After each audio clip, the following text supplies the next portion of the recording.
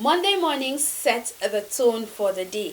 Why don't you decide this Monday to be stronger, happier, and strive to live a healthier life? Welcome to Good Morning Abuja, and you know how we do it. It promises to be a bumper show as we have a list of guests coming on the program this morning.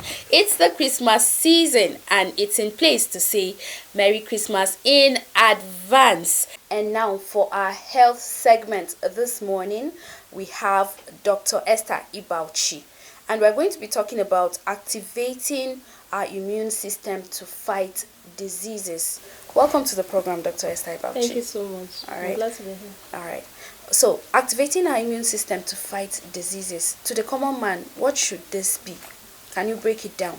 Okay, first of all, I think it's better to know what fighting infectious diseases actually mean. Our immunity is actually the body's ability to fight infections. Okay. Right. So activating your immune system to fight diseases basically means like building it up to be able to respond to triggers. Like when there is an invader from outside, building your immune system to be able to take care of whatever pathogen or whatever invader is coming from the outside. Right. Okay. So that's basically what activating your immune system is. Okay. All right. So, our environment is open to a lot of diseases. How can we keep our immune system strong to fight these diseases and free radicals? Okay. We can actually do that in so many ways. Right. Basically, we know nutrition plays a very vital role. Apart from fighting diseases, like you need it to be healthy, you need it to stay fit, you need it for a lot. So, eating well, not just eating. You want to eat the right kind of things. You want to eat balanced diet. You want to, you know, make sure you're having the right things in your plate, basically. So eating healthy is one way to fight, to keep your immune system up to par. Alright. Then hydrating too. Most people don't feel like they should take water. It's just a culture for them. I've had some people say, I don't like water, when I want to lose weight, and I think it makes your tummy big and all that. So those kind of things, they try to avoid it, But hydrating properly is one of the ways. It's essential you take 1.5 liters of water every day. Okay. So people just take one sachet and that's all for the day, or two. It's not basically because you're thirsty. You just want to do it because it helps your system, helps your immunity. Okay. All right. Exercising too helps. Okay. Yeah, exercising helps. It's just like you keep something on a place. You don't put it to work. Over time, it loses its function. It's a general stuff. Okay. So exercising helps. It helps your circulation. The white blood cells, when your blood is being circulated actively, it carries the white blood cells as well to wherever it's supposed to work at, right? Okay. So stress too. Stress is a very, very important part as well. Okay. 80% of Nigerians are stressed out. It may not be physical stress, mental stress, whatever kind of stress. So stress is something too we should look at. Okay. When you're stressed out, your system is like it's weak. It's not just you being tired. At that point when you're tired and you want to lie down, you want to rest, your system too, like whatever capacity it has to fight diseases, is also tired. Okay. So at that point, if there is an invader, you see you cannot walk. So it's actually nice to rest. Okay. Get enough sleep time. When you're tired, try as much as you can to rest. Okay. Then also avoid some lifestyles that are not adequate. Okay. Smoking, alcoholism, and all that. Okay. So you try to avoid some kind of lifestyles that are not Okay. helpful. So you spoke about eating right, and I don't know. I think I read somewhere. Most of the times, you find out that our meals, especially in this part of the country, despite having a lot of greens around us, we tend to focus on rice, yam, corn. This is food from the same class of food, carbohydrates. What should be in a person's plate? Okay, we all know the 6 classes of food, actually.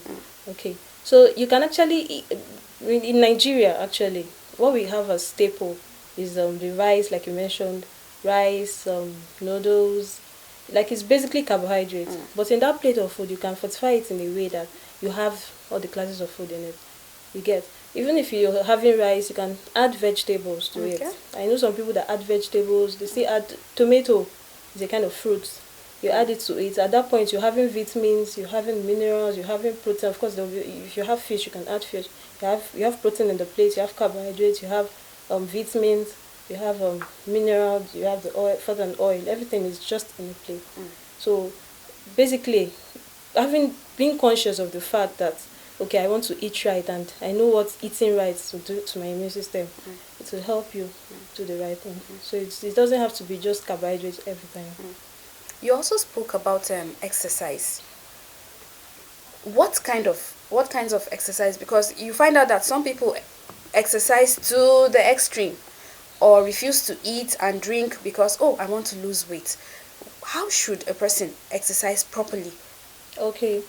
Adequate exercises means like exercise. Don't go over your limit. Of course, our body is very very organized in a way that if you start doing what your body can't handle, you get the sign and you get the feeling.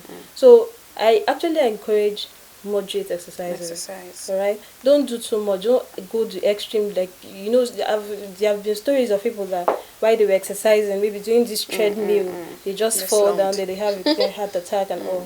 So at that point, before that stuff happened, your body has already been telling you, but calm down, take a break and all that. But you just didn't want to listen.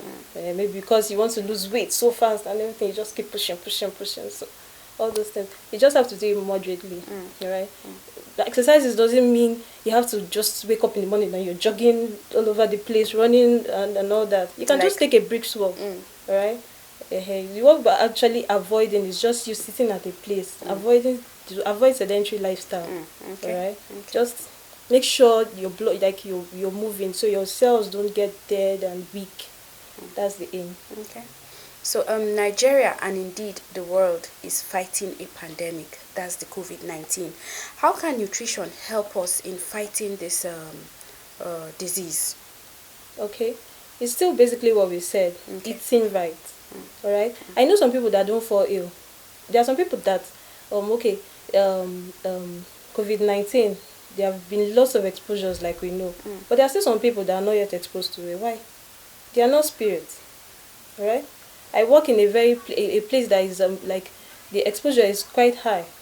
You get to see patients. A patient comes with fever, sore throat, cough, and you just say, okay, sir, ma, do a COVID-19 test, and it comes out positive, and you're like, oh, and I've been sitting with this person for like 30 minutes, and you're like out of fear and anxiety, you just okay, please, I want to do mine too, and it comes out negative.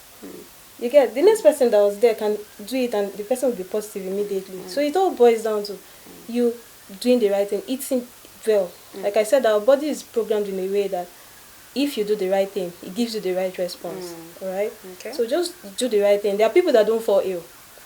They are not spirits again, like I said previously. They are not angels. It's just that they do the right thing. They take care of themselves. When they are stressed, they rest. When they are, they need to sleep, they sleep. So people, okay, I'm going to digress a little. Sorry about that. No problem. But you see this hypertension that's all over the place. Okay, I've had some patients that come and their BP is just 200, 120, 200, 100. And you ask the person, what is your sleep like? Doc, that one, let me not lie. I sleep by 12 and I wake up by 4. Wow. And you're like, why? Sometimes I work and I bring the work back home. And I'm like, why do you have to bring your work back home? You work in the hospital, in the wherever you work, actually. When you come back, you're supposed to rest, not bring the work back home. You get? And you see the person will tell you, for 5 days now, I've not slept well. Wow. The person is coming with a very high blood pressure, severe headache and all. So you see, in that case, you've helped your system to break down. So that's what it is too. In the case of the pandemic, we're fighting as well. Yeah, we are exposed actually, but you do the right thing too by eating well, exercising well, avoiding stress, and having adequate rest period. Well, we've heard it all from our doctor. Dr. Esther Ibauchi. She said, exercise well, eat well, rest, and avoid stress. Thank you for coming on the program, Dr. Esther Ibauchi. Thank you so much. Thank you for your thoughts. Glad for the opportunity. All right. Now, Good Morning Abuja continues shortly after this break. Please stay with us. This is Good Morning Abuja. Hello everybody, my name is Alhaji Abdullahi Abdulkadir Abdul Wahabi Aksan Tuksin Jikson Jikan Naganda Sarkin Ruwa Mai Sada Tumatir a Kason Gutako. I'm the major importer exporter of Atarugu tomato tattasai gidan pepe watermelon and cabbage. Call me Alhaji Aboki and you're watching Good Morning Abuja. Welcome back from that timeout. It's Good Morning Abuja. You know what they say about predicting the future. The surest way for you to predict the future is to create it. I have someone here in the studio who has been who is creating the future. She's a woman, a mother, and she's just a lot. Let me just go straight up and introduce her. She is Hajara Usman Nagado. Welcome to the program, Ma. Thank you very much. Welcome. You look really smart, and I like the color on you, red. Thank you so much. Red for the season. Thank you ma. for the compliment. Yes, ma. Thank you so much. All right. We're practically wearing red. The anyway. same thing. Yay, Exactly. I'm happy. All right, well done, ma. Okay. Okay, so I can see you're an entrepreneur, ma. Yes, I am. Okay, what does it take to be an entrepreneur? It takes a lot of discipline. Okay. It takes a lot of, you'll have obstacles and disappointments. You have to have tenacity. And then you have to really love what you're doing, basically. And the fourth, but no, it's also the most important, you have to have people around you, like friends, like organizations, that believe in you and also believe in what you're doing. So that when you fall off the bandwagon, which I have done several times, they give you, they tell you to just focus and continue. Okay. So So that have is you always been an entrepreneur, or it's something that just started? It's like something that just started, but for quite a long time, it has been on my mind because I've worked a lot. I've worked for like 8 years since 2001 to 2009 with women from the grassroots, and I saw potentials. Okay. Yes, but I never knew that what I had learned then would come to fruition to this. Okay. So on the table we can see Kuli Cracker. How did this start for you? How did you delve into this? Coolie Crackers, I could say, was an idea that started, but I didn't know it would come to fruition, like I said. It started in 2001 when I worked with grassroots women and found the ideas that they had. But there was nobody to guide them to do, for it to get to a level that I believe they could get there. And then when I came to Abuja and I married somebody from Abuja, I found out that, yes, I could build on that experience I had. And that's how it came to fruition. Coolie Crackers. Okay, wow. Okay. How has the reception been so far? The reception has been overwhelming, I have to tell you. We started on a very small scale. And let me tell you the truth, I started this business with 3,000 naira. Wow. Yes, because we started with people inquiring, please, can you get me Coolie? I said, okay, now it's Coolie Crackers. Can you? And it started building and building and building. And no matter how small you have, I've seen a woman who started with 700 naira, and the next market day, when we built it for her, she got 17,000 naira. Do the percentage of that, because I'm not a mathematician. Do the percentage and see what went down. Yes, what went down. And that was in 2005. Wow. Yes. So I could see the potentials of this going global economically and things like that. Okay. So what informed the name Coolie? We know Coolie. This is Coolie Coolie Crackers. Yes. First thing, the crackers, let me tell you about this, a short story about the spelling of the crackers. I have a 6-year-old son. When we spelled crackers, then, now he's in secondary school. He said, srasas, is it that you are spelling srasas? Crackers should be spelled like that. So we thought it was a good thing. And it's true. It's more, it's the way it's pronounced, crackers. And everybody loves it, the way we spell it, and it's the direct spelling. That's how it should be spelled. That's how my son, Baba, said it should be spelled. So we used it. So because he's part of the company as well. Okay. Yes. So what is different about this? The difference is that everybody knows kuli kuli, but it's not kuli crackers. The difference is it's the Pringles form of kuli kuli. Okay. That's the difference. Okay. It's very flat, quite spicy, and the difference is that it's made by the same grassroots women in a more hygienic condition. I'd like to invite you to my factory. Okay. It's situated in Abuja, so that at least you can come and take a picture, so that people know that there are things that are done at the grassroots level that can be done on a factory high scale level. So that's what we are trying to show to people. Okay. When I brought the women to town to see the products in the shelves of shops, they were shocked. They said, Isn't this our kuli crackers competing with the products in the shops?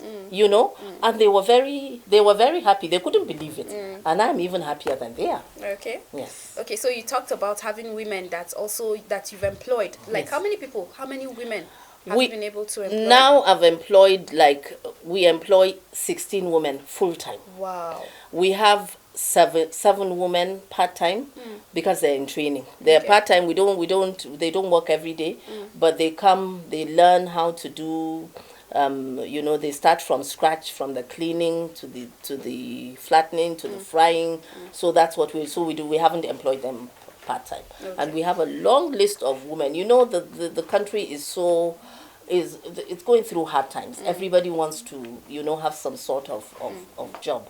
And we have a long list of women that are waiting to come on board. Okay. All right. So you talked about women. Do you employ only women, or are there men? Is there an opening for men too? I don't know, but I think the women need more help. The women are more. Let me give you an example. While I was working in my state before, we did a sort of competition for gum Arabic. We gave this group of women to clean the gum Arabic. We gave this group of men to clean the gum Arabic. By the time 30 minutes they had finished cleaning, and theirs was spotless, the women.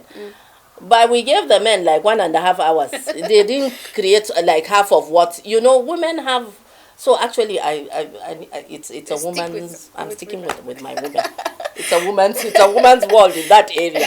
Okay. Yes. Okay. So how do you source for raw materials, and how available are the raw materials? I source the raw materials from women. Okay. I have women in Abuja is known for groundnuts. Okay. There are quite a number of women that sell groundnuts. I source it from them directly. I go to the market. We have, for me, they've taught me a lot. The best groundnuts to use, the 3-month-old groundnut, the 6-month-old groundnut. Oh. These are things that you learn while you do all this university that I went to. I didn't learn all these things, that, yes. But you learn a lot. I thought I was going to teach them, but they are actually teaching me when to plant the groundnuts, when is the best time not to plant the groundnuts. This is the best one. They know a lot, but nobody has harvested those that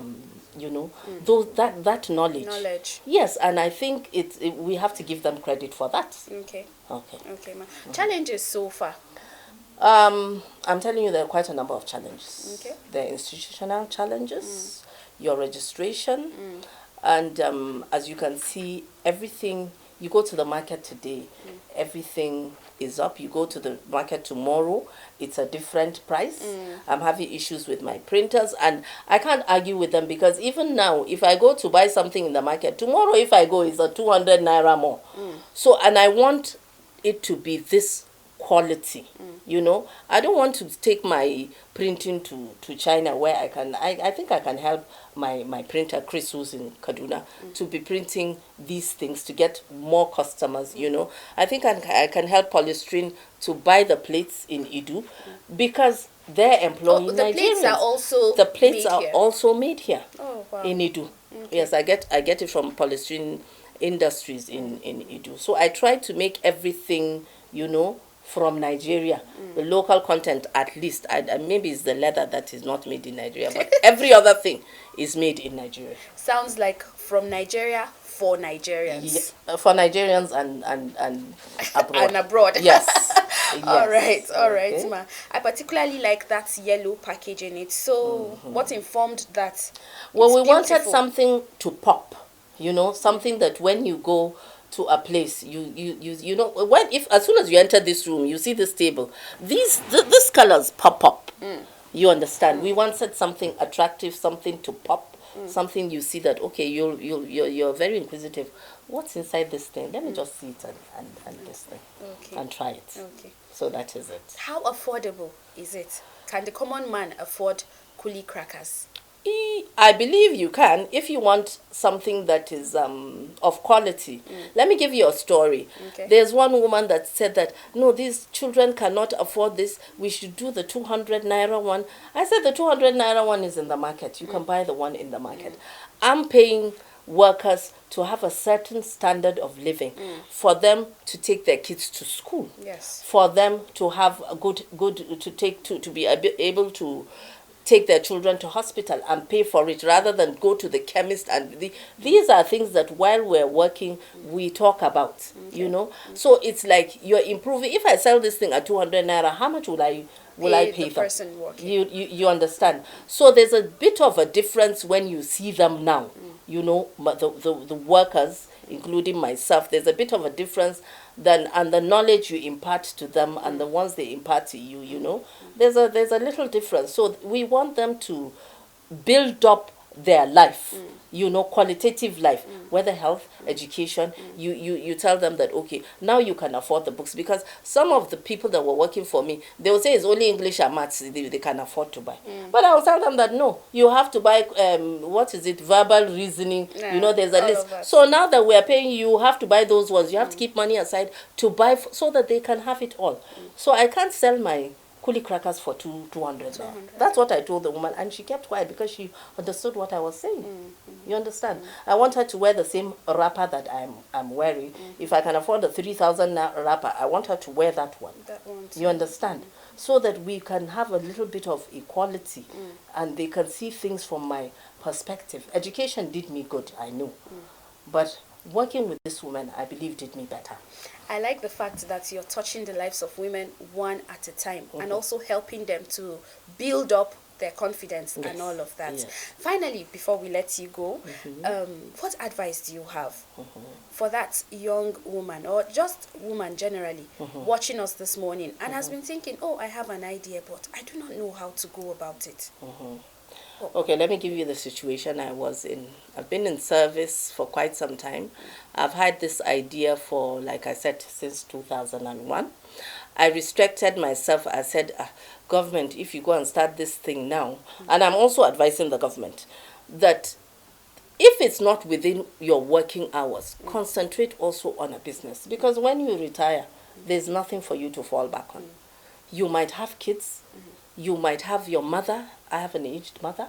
You might have responsibilities that salary one day will just disappear.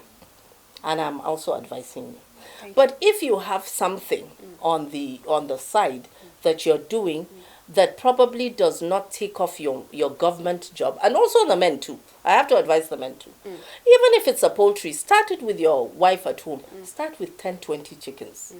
It might reach, by the time you retire, you might have 5,000 chickens. You don't know. Yes. Anything that's saving, put it in that thing. When I was doing this, I went through a lot of, I said, this thing, will it work? Will it work? But if you're true to yourself, and I said, you add value. And if they say spend 100 naira for this thing, don't go spending 20 naira. Spend that 100 naira. I tell you, it will double or treble, and it will come back to you. It's an advice for the government people, for the women, not to be afraid. Because I've seen mates that they have retired and they are depressed. They have retired and they don't know. Some have the money, but they don't know what to do with it. And that's how they and before you know, money goes. Yes, money goes. You have bills every day. It does not wait. Don't wait till you retire. Once an idea gets to you, that's when you should start working. Okay. Okay then. Thank you so much for coming on the program. Don't Personally, mention. I've taken I shouldn't be afraid. Start something. That dream you have, start it. Yes, you should. All right. Thank you, Ma. Thank you so much. We've been speaking with Hajia Hajara Usman Nagado, and she's an entrepreneur.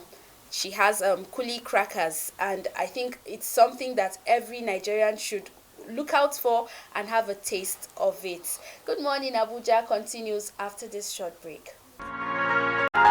Welcome back from that timeout. The show is still Good Morning Abuja, the show that puts you in the right frame of mind for the day's activity. Now we're talking investment.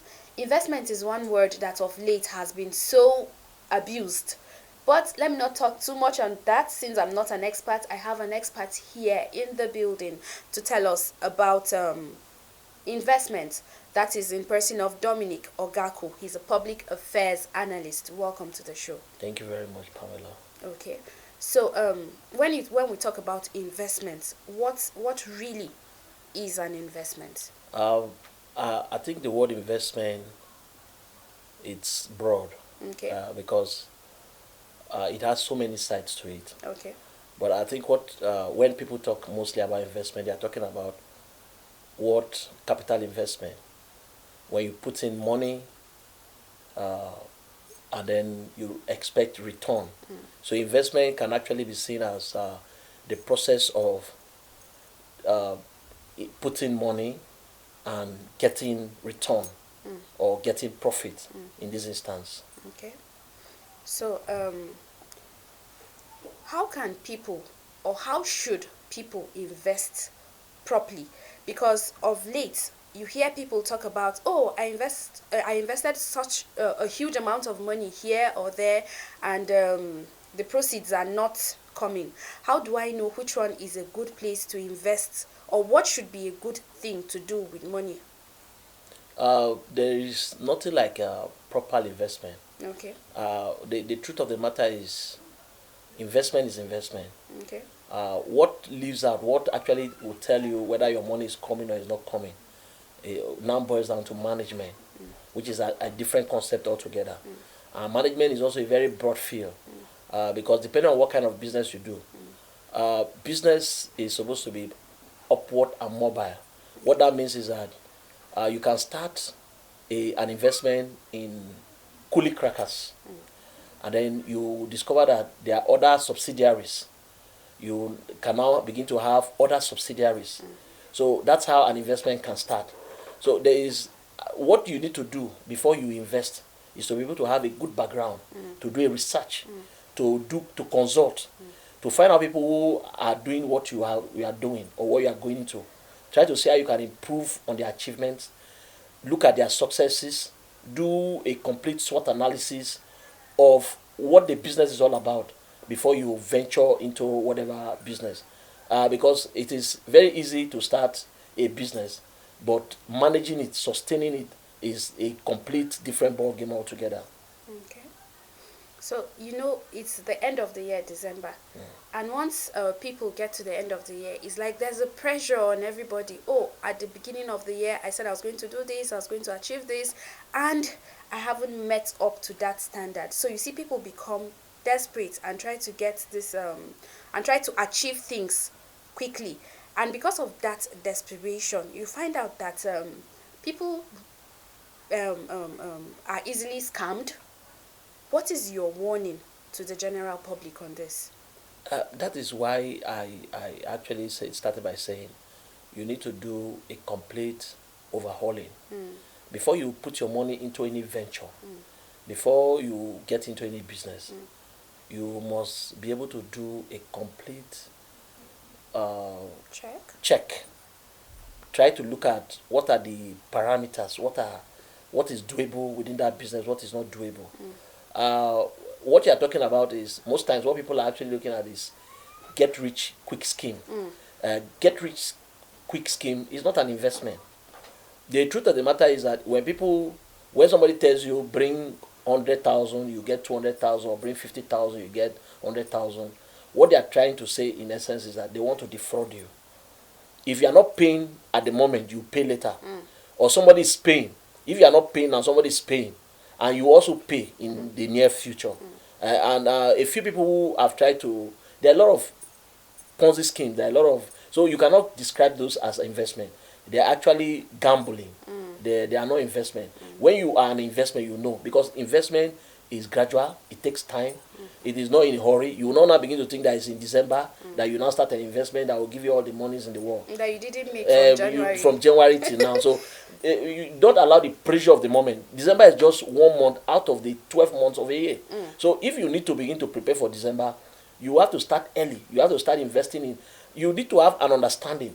And there is no investor, whether big or small, that will want to put in money and expect 100% return immediately or begin to make profit that can sustain it. No. It's a point of sacrifice. When you say you want to be an investor or you want to have an investment, you know that you are ready for a life of sacrifice. You want to ensure it's like a baby. There's no baby that is born on the same day and then begins to walk or begins to talk. You have to feed the baby. You have to nurture the baby. You have to take care of the baby. You ensure that the baby is given the right nutrients to be able to survive. That's how an investment is. An investment is actually the best way to look at an investment is to look at an investment as a baby.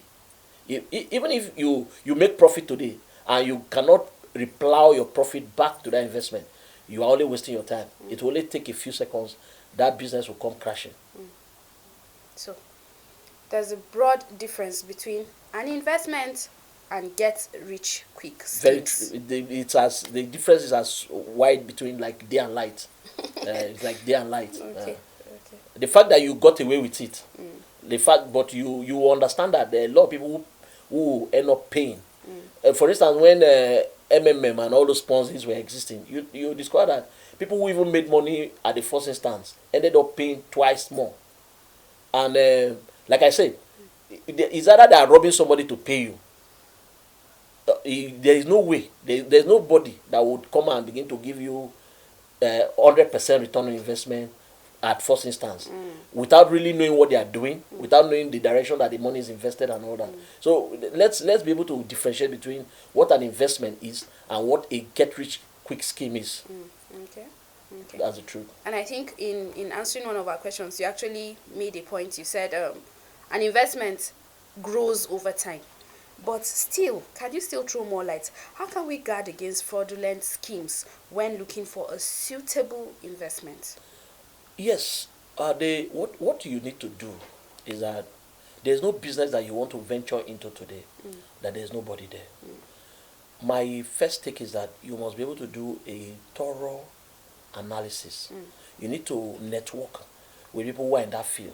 Thank God we are in the digital age now, so it's easy for you. You don't necessarily need to even meet with these people. You go online, you get resource materials that can guide you. What are the ABC? What are the steps to follow to be able to ensure that you do not lose or get your money frittered away without really having to regret it at the end of the day? So a good analysis will do. And then you should also be prepared to open up, no matter how. One of the things we don't do in this country is that we don't pay for consultancy. We feel that because we see somebody who has done something and has succeeded, and so you can just go in without necessarily, before you see that person succeed, that person must have paid the price. You must also be able to talk to somebody who is an expert in that field to guide you, to take you through the rudiments of excelling in that profession. If you do that, I'm sure you must have been halfway to success. Because it's like somebody who is already prepared for an exams. So you will now begin to see the red flags. You know when to put in your money, where not to put in your money. You know how to navigate. You know the trajectory to follow to ensure that you do not, at the end of the day, fall into tricksters. Or even if you have to, because every business is a risk. Every business basically is a risk. But then, when you have a good knowledge, when you have a good understanding of some of these things, it will guide you. You'll be able to know exactly which risks to take, which risks is affordable, which risks is necessary, which risks can lead you to a better risk. So that is the point. That's the point I'm making Okay. How can government make Nigeria more attractive to investors for economic prosperity? Uh, uh, there is actually a roadmap that I think through the office of the vice president, ease of doing business, that starting from business registration to grant support and all that, which government is putting in. But you are understand that government itself is also very challenging at this point in time. More so, not just in Nigeria, globally, government across boards, they are basically challenged because of the pandemic and other factors. There's a But government still has a role. One of it is that government must be able to set the rules to be able to drive investment. And one of that is in terms of infrastructure. For instance, small scale businesses, what do they need basically? They need power. They need power. And that is what we have not been able to achieve in this country. Fortunately, for those who are living in the metropolis, this is like easy for them. What about those who are living in rural areas? And don't forget, the bulk of our citizens are actually rural dwellers. And so the issue of power is one of those major factors mitigating against business excelling or having businesses, or how young people can even get to do businesses. SMIDAN, as an agency of government, is doing very much to ensure that they give grants through their portals and the rest of all that. But that will not suffice. I think government needs to actually consider the issue of infrastructure, roads. For instance, one of the easiest way which the Buhari administration from inception has tried to get a lot of people to do is to go into farming and the value chain that is involved. Farming alone, the value chain in farming alone, we have not been able to explore. What we think in terms of investment in this country is that we are thinking of what we can do in the cities without considering the fact that farming alone, look at the price of foodstuff Yes, rising 100%. astronomically. Every day you go to the market, Different there's price. different prices. That's to tell you that there's so much in that industry that we are yet to tap. Which means if I am a farmer, in fact, it's very difficult for you as a farmer not to be a millionaire now with the way, especially if you are committed, if you are farming at the commercial rate or even at the level of subsistence farming, which you can use to feed your family. So government has a lot to do that. If we have more feeder roads in the rural area and then provide the incentives that will make people look in that direction.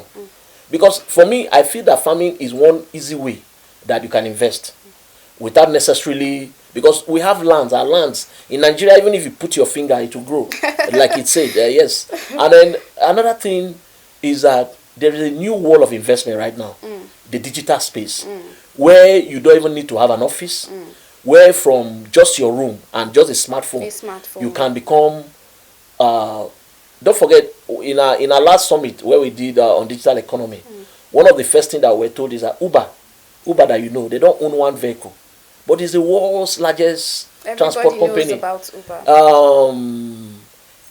A and B, or this, or A, B and A, whatever. They are into real estate, but they don't own one house. Do you understand what I mean?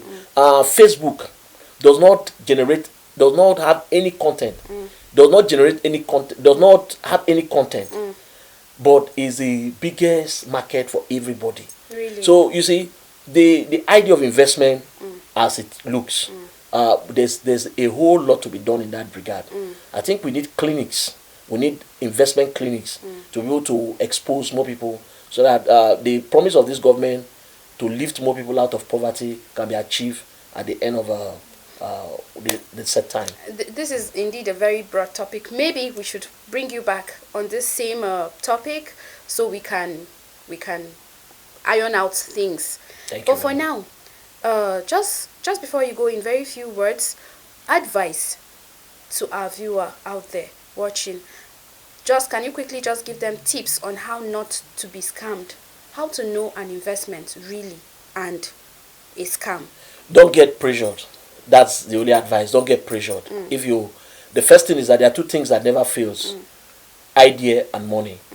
If you have idea, your idea can be translated to money.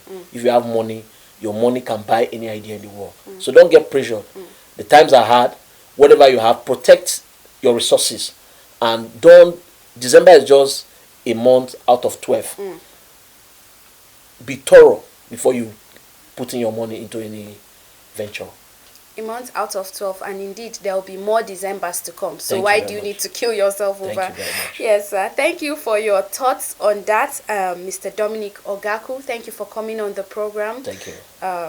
We do hope that you have a pleasant day ahead. Thank you very much. You've heard it all, viewers, from Mr. Dominic Ogaku, a public affairs analyst. Don't get pressured are his words. Good morning, Abuja continues. All right, you know how it is when you're having such a lovely time. It's time to go. I wish we would have more time on this program, but well, we've come to the end of it. And I would like to say a special thank you to our guests for coming, and also to our viewer. Thank you for keeping a date with us. Let's do this again. Same time, same station, every weekday, 6 to 7 a.m. on the Unity station, NTA Channel 5, Abuja. I am Pamela Zamfara. Do have a lovely day.